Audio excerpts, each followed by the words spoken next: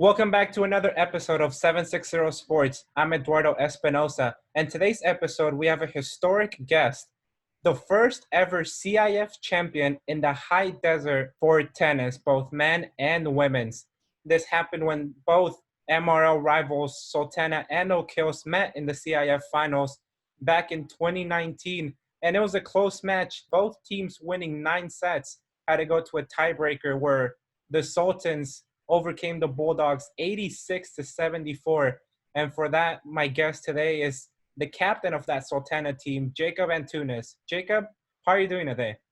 I'm doing pretty good. How's life been treating you so far? I moved to Las Vegas for college right after high school. I'm in my second year, just about to start in a few weeks. Life's been good. Got a job now, paying bills, that kind of thing. Are you still around the world of tennis? Not as much as I would like to. I wanted to join, do an independent type thing through the USTA, but I just don't have the time with work and school and that type of thing. But every once in a while, I do try to go and practice. Well, you certainly left the mark in the high desert. How do you remember that day? Oh, wow, that day. Well, it was crazy because we were the first to go, and it was against our rival school, Oak Hills. So it was pretty crazy considering we played them twice before that, and they beat us once, we beat them once. So it was kind of up in the air on who would win. But I just remember being super excited about going, with my friends and the whole team, and we were all close and everything. So it was just a really exciting day. So with everything that transpired, going back to the beginning of the season, was that the goal for that season? Yeah, that was the goal for every season that I played, was definitely to go to the CIF championship finals. But I never thought that we would actually make it until about halfway through the season. I realized that, the guys had come a long way. They were practicing hard. They were doing their drills like they were supposed to. And then I realized we had a shot.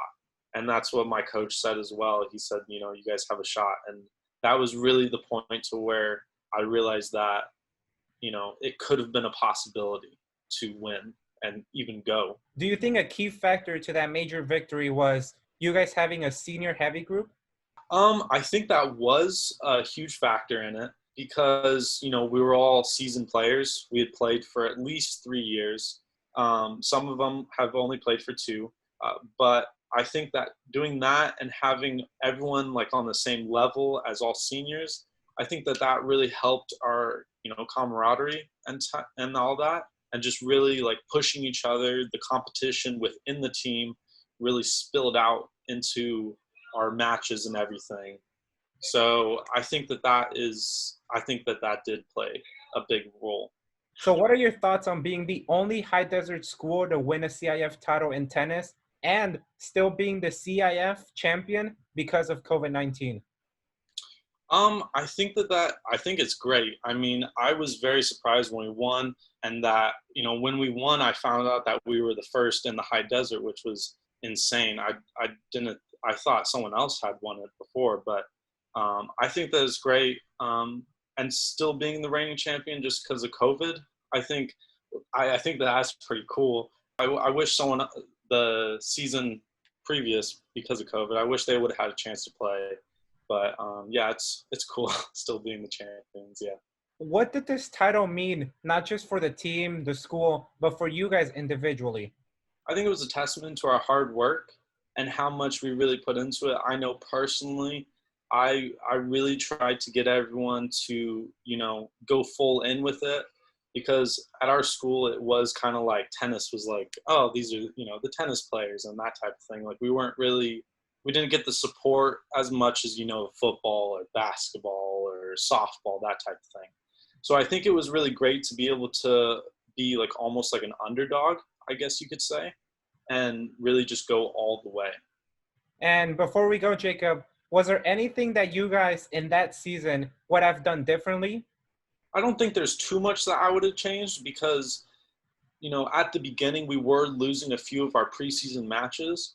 But I think that everything happens for a reason. And I think that because we lost those matches, we really, lit the fire underneath of us to work harder and to become better.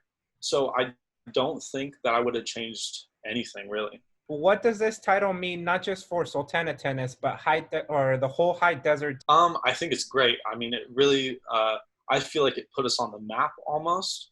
You know, it really shows how much our coach put into us and how much hard work we did. So I think that it's great to be able to, you know, beat those tennis teams that are from down the hill when they started playing since they were like 2 years old, you know, ever since they could walk. But us in the high desert, we didn't get that opportunity. So I think that it really means a lot that we, you know, we started playing in high school and we made it to the top. You know, it just shows that if you put in your hard work, you can get the outcome that you want. And last question, Jacob, if any of your teammates are watching or anyone that wants to or pursue tennis as a sport in high school, do you have any words for them? Yeah, I think that if you really want to pursue it, if you want to make it to the top, that you have to put in the hard work. You have to want it. Yeah, you have to manage school and everything, especially in high school. School's, you know, the top and everything. But I think that if you put in the practice, you know, you work on your skills, you know, you get a mentor to mentor you like I did. I think that, you know, you can really make it to the top. All right, Jacob, thank you very much for your time. It was a pleasure talking to you once again, even from the distance because of all that's going on in the world. But before we go, where can we find you at? Yeah, so I'm on Instagram. It's really long. It's _Jacob_A. You can add me on Snapchat at Jacoby Johns. It's JCOBY JOHNS. It's all one word. Yeah, so you guys can reach out to me there if you have any questions. Thank you for your time, and hopefully this isn't the last time we talk. Definitely not.